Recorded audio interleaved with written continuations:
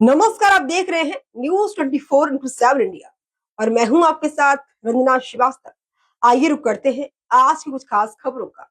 इंदौर के भागीरथपुरा इलाके में दूषित पानी से फैल रही बीमारी का कहर अब थमने का नाम नहीं ले रहा है। इस मामले में अब एक और मौत दर्ज की गई है, जिसके बाद मृतकों की संख्या बढ़कर 17 हो गई है। ताजा मामला प्रशासन और स्वास्थ्य व्यवस्था पर गंभीर सवाल खड़े कर रहा है। दूषित पानी की चपेट में आकर जान गंवाने वाले व्यक्ति की पहचान धार जिले के शिव विहार क्षेत्र निवासी रिटायर्ड पुलिसकर्मी ओम प्रकाश शर्मा के रूप में हुई है। उनकी उम्र 69 वर्ष बताई जा रही है।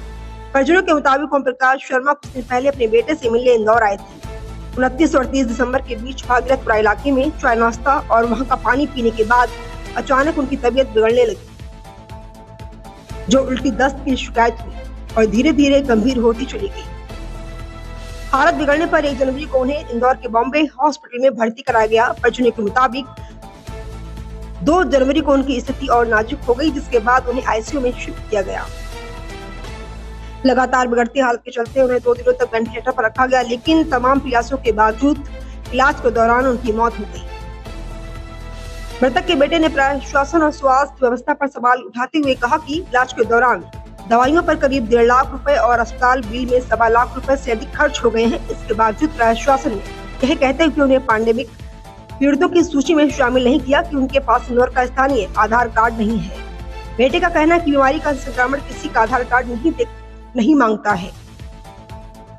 वहीं इंदौर प्रशासन ने इस मौत को पैंडेमिक से अलग मानते हुए मृतक को आधिकारिक सूची में शामिल करने से इनकार किया है। घटना के बाद से भागीरथपुरा और आसपास के इलाकों में दहशत और आक्रोश का माहौल व्याप्त है। मृतक ओम प्रकाश शर्मा का अंतिम संस्कार धार के मुक्तिधाम में किया गया। दूषित पानी से हो रही लगातार मौतों ने एक बार फिर प्रशासनिक व्यवस्थाओं और स्वास्थ्य तंत्र की तैयारियों पर गंभीर सवाल खड़े कर दिए हैं। इंदौर से रोहित श्रीवास्तव की खास रिपोर्ट।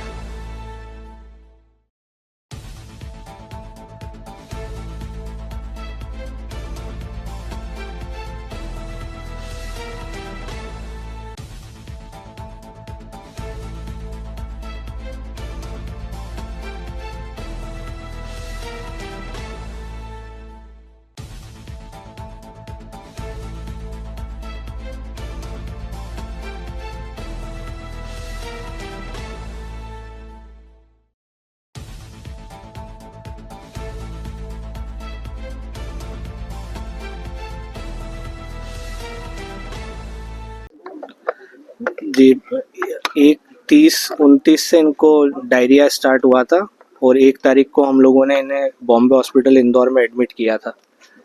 और इनके सिम्टम्स भी सारे जो कंटामिनेटेड वाटर है उसी के सिम्टम्स थे। और इनके आसपास भी जो पेशेंट्स थे सारे सेम डिसीज़ वाले पेशेंट्स थे। और हम लोगों ने इसी के रिगार्डिंग प्रशासन से भी कांटेक्ट करने की कोशिश करी, जो इंदौर के मेयर हैं उनसे भी कांटेक्ट करने की कोशिश करी, और जो कलेक्टर हैं उनसे भी, वो भी विजिट पर आए थे वहाँ पर, उनसे भी मेरी बात हुई थी। उन्होंने आश्वासन दिया था कि वो कुछ पॉजिटिव रिस्पांस करेंगे इस पे। लेकिन जब बॉम्बे हॉस्पिटल मैनेजमेंट से बात हुई तो उन्होंने ये कहा कि हमारे पास लिखित में कोई भी आदेश न होने के कारण हम आपकी किसी भी तरीके से सहायता नहीं कर सकते, ना ही इलाज में या आर्थिक सहायता। और सेम चीज़ हमारी CMHO सर से भी बात हुई थी। उन्होंने भी बोला था कि मैं हॉस्पिटल एडमिनिस्ट्रेशन को ये बात बताऊंगा तो वो आपकी हेल्प करेंगे।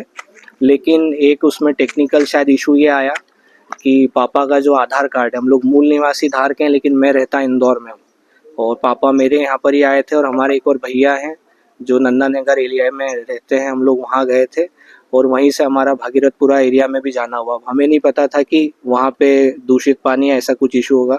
खैर वो किसी को भी नहीं पता होता है।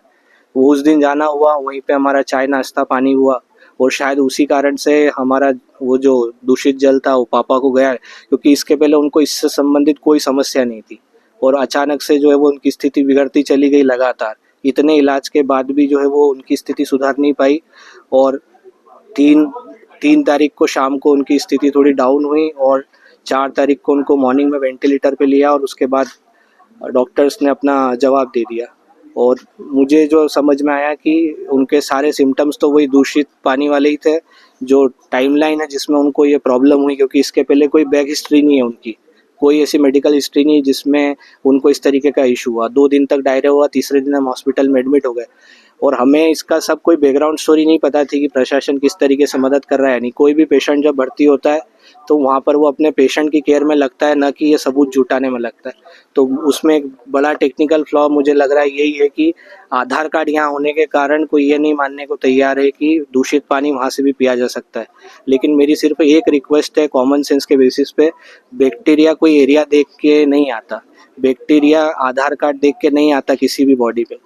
वो बैक्टीरिया है, एरिया से आया है, तभी हुआ है और मेडिकली प्रूवन है, डॉक्टर ने लिख के दिया है। उसके बाद भी ये टेक्निकल प्रॉब्लम के कारण, इतने लोगों से संपर्क करने के कारण भी हमारी मदद नहीं हुई। बट मैं अभी भी आशावादी हूँ कि प्रशासन तक ये जब एक बड़ी खामी समझ में आएगी कि हम संक्रामक को सिर्फ एक एरिया से बांध रहे हैं, लेकिन उसमें असल सच्चाई है कि अगर कोई उस एरिया में जाके पानी पी ले और वो किसी और एरिया का है, भारत में किसी भी एरिया से हो सकता है, तो भी तो बैक्टीरिया उस पर वैसे ही असर करेगा जैसे बाकी लोगों पे असर कर रहा है। कितनी तारीख के दिन एडमिट किया गया था? 1 तारीख को। भागीरथपुरा में क्या रिश्तेदारी थी आपकी, वहाँ पर गए थे? भागीरथपुरा में हम लोग मंदिर दर्शन के लिए गए थे और हमारे भैया रहते हैं नंदा नगर में, वहाँ पे हम 2 दिन के लिए रुके थे। क्या नाम है नंदा नगर में, कहाँ पर रहते हैं, नाम बताना चाहेंगे क्या? हाँ, वह ब्रजेश मुकाती नाम है उनका। नंदा नगर में रहते हैं। जी हाँ। आपका नाम बता दीजिए। गौरव शर्मा। ठीक, थैंक यू।